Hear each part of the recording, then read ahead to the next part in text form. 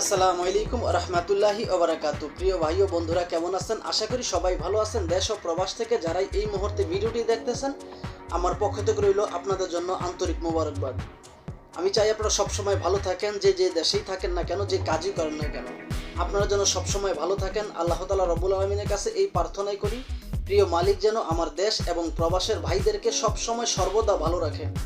তো প্রতিদিনের মতো আজকে আবারও চলে আসলাম নতুন একটা ভিডিও নিয়ে, যে ভিডিওতে থাকবে গুরুত্বপূর্ণ কিছু তথ্য।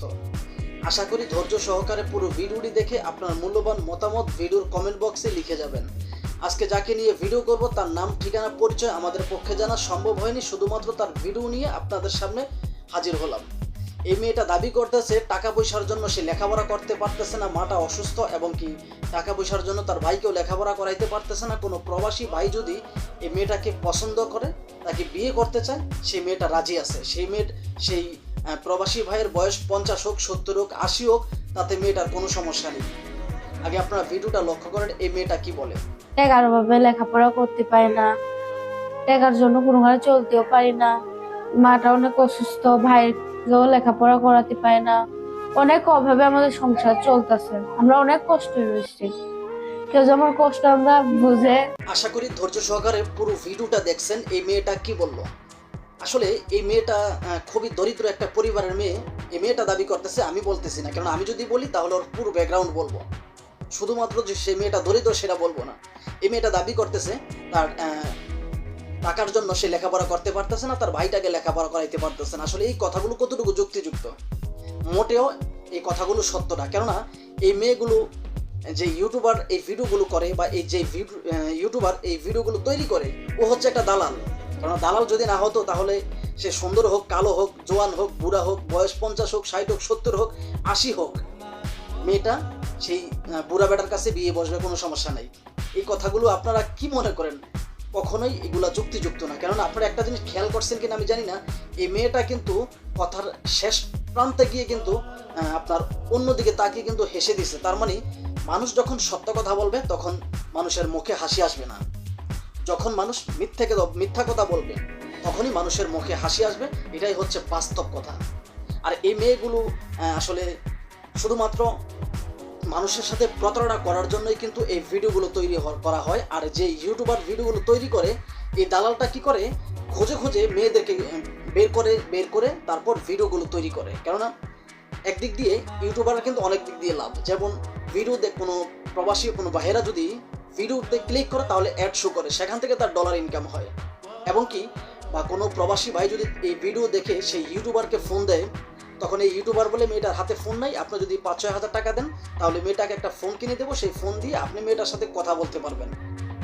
তখন কিন্তু অনেক প্রবাসী এই দালালদেরকে টাকা দেয়। দেওয়ার পরে কিন্তু সেই দালালরা নগদই নাম্বারটা, টাকা পাওয়ার পরেই কিন্তু নাম্বারটা ব্লক করে দেয়। এটাই হচ্ছে বাস্তব কথা। আমি অনেক দেখছি, এবং কি আমার কাছে একাধিক প্রমাণ আমার কাছে আছে যে আসলে এই ইউটিউবারগুলো টাকা নেওয়ার পরেই ব্লক করে দেয়। এবং এই মেয়েদের সাথে কিন্তু আপনি দ্বিতীয়বার কথা বলতে পারেন না। আর এই ইউটিউবারগুলো খোঁজে খোঁজে মেয়েদেরকে বের করে, তার কারণ হচ্ছে মেয়েদেরও লাভ হয়, এবং কি যে ইউটিউবার তাদেরও লাভ হয়। মেয়ে যদি 50 টাকা 100 টাকা আপনার ধান্দা করতে পারে কোনো প্রবাসীর কাছ থেকে, তার 50% ভাগ কিন্তু ওই দালাল ইউটিউবার পায়। ওই দালাল ইউটিউবার কিন্তু 50% ভাগ পায়। তাহলে দালালটার কয়খান দিয়া লাভ? ডলার ইনকাম করে, সেখানে লাভ। কোনো প্রবাসী যদি তাদের সাথে যোগাযোগ করে 5-6 হাজার টাকা ফোন কেনার কথা বলে, সেখান থেকে টাকা নেয়। এবং কি মেয়েটা যদি মেয়েদের সাথে কথা বলে, মেয়েরা যদি 100 টাকা আপনার ধান্দা করতে পারে, সেখান থেকে আবার 50% ভাগ ইউটিউবার পায়।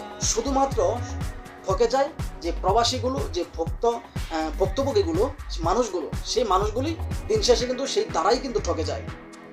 আর আমরা এমন একটা দেশে বাস করি যে দেশে নারী নির্যাতনের বিচার হয়, কিন্তু পুরুষ নির্যাতনের বিচার হয় না। আপনি যদি কোনো একটা নারীকে আপনার একটু শীষ মারেন, তাহলে আপনার বিরুদ্ধে মামলা হবে। কিন্তু কোনো নারী যদি আপনাকে ধোঁকা দিয়ে আপনার জীবনটাকে শেষ করে দেয়, সে নারীর নামে কখনোই মামলা হবে না। কেননা ওই যে বললাম, আমরা এমন একটা অভাগা জাতি, নারী নির্যাতনের বিচার হয় কিন্তু পুরুষ নির্যাতনের বিচার হয় না। কিন্তু অথচ এই সমস্ত মেয়েদের পাল্লায় পড়ে অনেক প্রবাসী বেঁচে থেকেও জিন্দা লাশ হয়ে বেঁচে আছে। আর এক একটা প্রবাসীর কাছ থেকে আপনার 5 লাখ 7 লক্ষ টাকা ধান্দা করে এই সমস্ত মেয়েগুলো।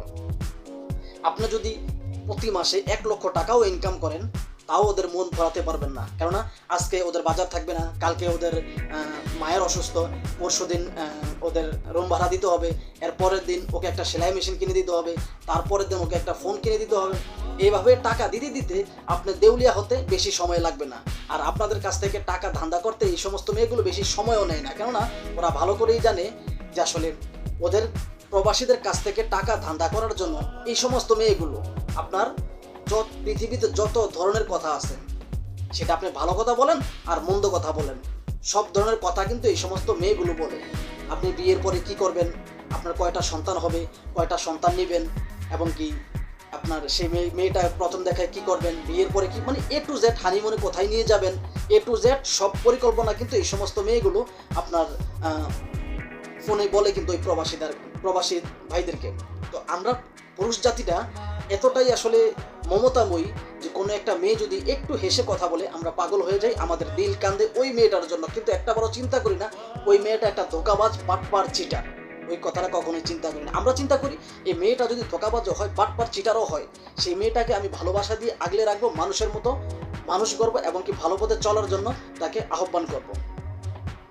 কিন্তু এই মেয়েগুলো আসলে দিন শেষে ওরা প্রতারক হয়ে থেকে যায়, শুধু মাঝখান দিয়ে আমরা যে প্রবাসীরা আছি আমরা ঠকে যাই। তা আশা করি বুঝাইতে পারছি। এবং আপনার যে প্রিয় ভাইরা, আপনাদের কাছে আমার প্রত্যেকটা ভিডিওতে একটা কথাই আমি আপনাদেরকে বলি, যে এই সমস্ত প্রতিবেদন নামে ডিজিটাল ভিক্ষা থেকে দূরে থাকেন। যতক্ষণ পর্যন্ত আপনি দূরে থাকতে পারবেন ততক্ষণ পর্যন্ত আপনার মন ভালো থাকবে, শরীর ভালো থাকবে, আপনার কাজে মন আসবে। কিন্তু ওদের সাথে কথা বলার, যেদিন কথা বলবেন এর পরের দিন থেকেই দেখবেন আপনাদের কাছে টাকা চায়, ওরা আপনাদের কাছে টাকা চায়, ওদের লজ্জা শরম কিচ্ছু বলতে নাই। একটাবার চিন্তা করে না যে আসলে আমি যে একটা প্রবাসীর কাছ থেকে টাকা ধান্দা করতেছি, আমার তো মরা লাগবে, এবং ওই ইউটিউবারও তো চিন্তা করতে পারে যে আসলে আমি যে মানুষকে ধোঁকা দিতেছি আমারও কিন্তু মরা লাগবে। ওরা এই চিন্তা করে না।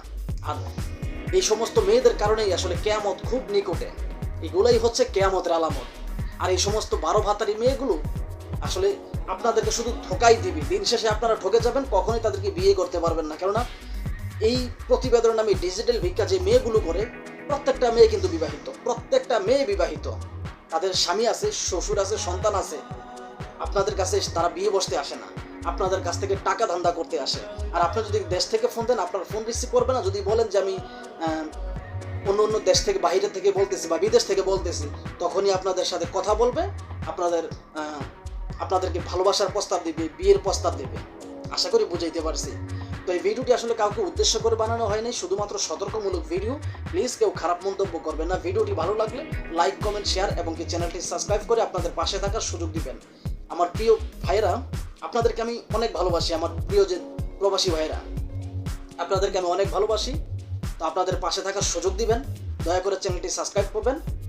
আল্লাহ হাফেজ।